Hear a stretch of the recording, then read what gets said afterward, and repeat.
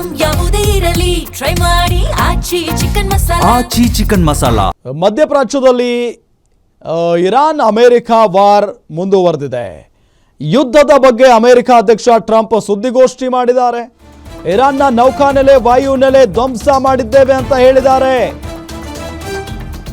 ಗಮನಿಸ್ತಾ ಇದ್ದೀವಿ, ಮಧ್ಯಪ್ರಾಚ್ಯದಲ್ಲಿ Iran America ಯುದ್ಧ ಮುಂದುವರೆದಿದೆ. ಈಗ ಯುದ್ಧದ ಬಗ್ಗೆ ಅಮೆರಿಕ ಅಧ್ಯಕ್ಷ ಟ್ರಂಪ್ ಸುದ್ದಿಗೋಷ್ಠಿ ಮಾಡಿದ್ದಾರೆ. ಇರಾನ್ನ ನೌಕಾನೆಲೆ ವಾಯುನೆಲೆ ಧ್ವಂಸ ಮಾಡಿ ಹಾಕಿದ್ದೀವಿ. ಇರಾನ್ನ 30 ಹಡಗುಗಳು ಸಮುದ್ರ ಪಾಲಾಗಿದ್ದಾವೆ. 7,000ಕ್ಕೂ ಹೆಚ್ಚು ಕಡೆ ದಾಳಿ ಮಾಡಿದ್ದೇವೆ. ಇರಾನ್ನ 90% ಶಸ್ತ್ರಾಸ್ತ್ರ ನಾಶಪಡಿಸಿದ್ದೇವೆ. ಹೋರ್ಮುಜ್ ವಶಕ್ಕೆ ಯುರೋಪ್ ಸಹಾಯ ಮಾಡಲಿ. ಜಪಾನ್, ದಕ್ಷಿಣ ಕೊರಿಯಾ ಕೂಡ ಸಹಾಯಕ್ಕೆ ಬರಲಿ. ಸುದ್ದಿಗೋಷ್ಠಿ ನಡೆಸಿ ಮಾಹಿತಿಯನ್ನು ನೀಡಿದ್ದಾರೆ ಡೊನಾಲ್ಡ್ ಟ್ರಂಪ್. ಇದರ ಜೊತೆಗೆ ಅವರು ಕೇಳಿಕೊಂಡಿದ್ದಾರೆ, ಯುರೋಪ್ ಸಹಾಯ ಮಾಡಲಿ, ನಮಗೆ ಸಹಾಯ ಬೇಕಾಗಿದೆ. ಚೀನಾ ಮತ್ತು ಬೇರೆ ಬೇರೆ ದೇಶಗಳು, ದಕ್ಷಿಣ ಕೊರಿಯಾ ಕೂಡ ಸಹಾಯ ಮಾಡಲಿ ಅನ್ನೋ ನಿಟ್ಟಿನಲ್ಲಿ ಸಂದರ್ಭದಲ್ಲಿ ಕೇಳಿಕೊಂಡಿದ್ದಾರೆ.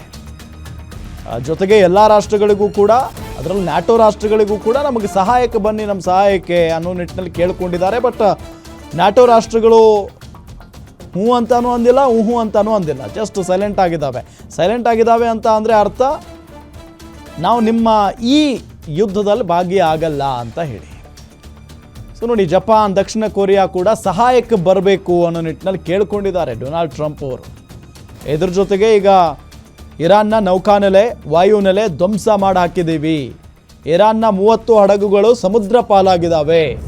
7,000ಕ್ಕೂ ಹೆಚ್ಚು ಕಡೆ ದಾಳಿ ಮಾಡಿದ್ದೇವೆ. ಇರಾನ್ನ 90% ಶಸ್ತ್ರಾಸ್ತ್ರಗಳನ್ನು ನಾಶಪಡಿಸಿದ್ದೇವೆ ಅನ್ನೋ ನಿಟ್ಟಿನಲ್ಲಿ ಈ ಸಂದರ್ಭದಲ್ಲಿ ಟ್ರಂಪ್ ಸುದ್ದಿಗೋಷ್ಠಿಯಲ್ಲಿ ಮಾಹಿತಿಯನ್ನು ನೀಡಿದ್ದಾರೆ. ಹೋರ್ಮುಜ್ ವಶಕ್ಕೆ ಪಡಿಬೇಕು ಅಂತ ಅಂದರೆ ಯುರೋಪ್ ಕೂಡ ಸಹಾಯ ಮಾಡಬೇಕು. ಜೊತೆಗೆ ಜಪಾನ್, ದಕ್ಷಿಣ ಕೊರಿಯಾ ಕೂಡ ಸಹಾಯಕ್ಕೆ ಬರಲಿ ಅನ್ನೋ ನಿಟ್ಟಿನಲ್ಲಿ ಕೇಳಿಕೊಂಡಿದ್ದಾರೆ ಡೊನಾಲ್ಡ್ ಟ್ರಂಪ್.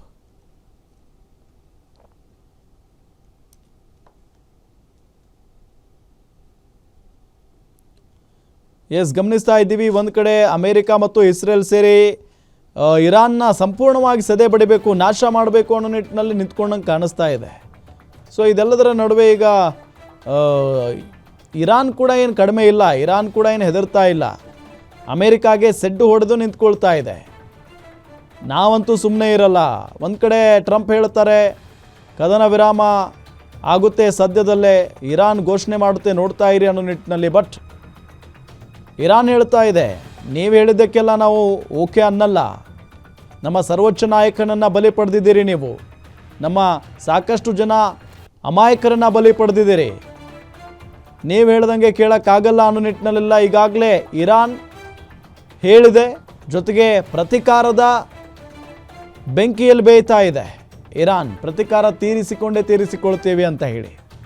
ಸೊ ಇದೆಲ್ಲದರ ನಡುವೆ ಈಗ ಅಮೆರಿಕ ಅಧ್ಯಕ್ಷ ಡೊನಾಲ್ಡ್ ಟ್ರಂಪ್ ಅವರು ಸುದ್ದಿಗೋಷ್ಠಿಯನ್ನು ನಡೆಸಿ ಹೇಳ್ತಾ ಇದ್ದಾರೆ, ಇರಾನ್ನ ನೌಕಾನೆಲೆ ವಾಯು ನೆಲೆಯನ್ನು ಧ್ವಂಸ ಮಾಡಿ ಹಾಕಿದ್ದೇವೆ ಅಂತ ಹೇಳಿ.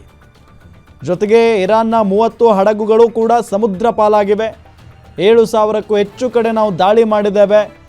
ಇರಾನ್ನ 90% ಶಸ್ತ್ರಾಸ್ತ್ರಗಳನ್ನು ನಾಶ ಮಾಡಿದ್ದೇವೆ ಅನ್ನೋ ನಿಟ್ಟಿನಲ್ಲಿ ಈ ಸಂದರ್ಭದಲ್ಲಿ ಡೊನಾಲ್ಡ್ ಟ್ರಂಪ್ ಹೇಳಿಕೆಯನ್ನು ಕೊಟ್ಟಿದ್ದಾರೆ. ಬಟ್ ಇದು ಎಷ್ಟರ ಮಟ್ಟಿಗೆ ಸತ್ಯ, ಇರಾನ್ ಕೂಡ ಒಂದು ಸ್ಪಷ್ಟನೆಯನ್ನು ಕೊಡಬೇಕಾಗಿದೆ. ಬಿಕಾಸ್ ಈಗ ಇರಾನ್ ಹೇಳ್ತಾ ಇದ್ದಿದ್ದು, ನಾವು ಇಷ್ಟು ದಿನಗಳ ಕಾಲ ನಮ್ಮ ಶಸ್ತ್ರಾಸ್ತ್ರಗಳನ್ನು, ಜಸ್ಟ್ ಬೇಸಿಕ್ ಶಸ್ತ್ರಾಸ್ತ್ರಗಳನ್ನು ಮಾತ್ರ ನಾವು ಬಳಸಿದ್ದೇವೆ ಅನ್ನೋ ನಿಟ್ಟಿನಲ್ಲಿ.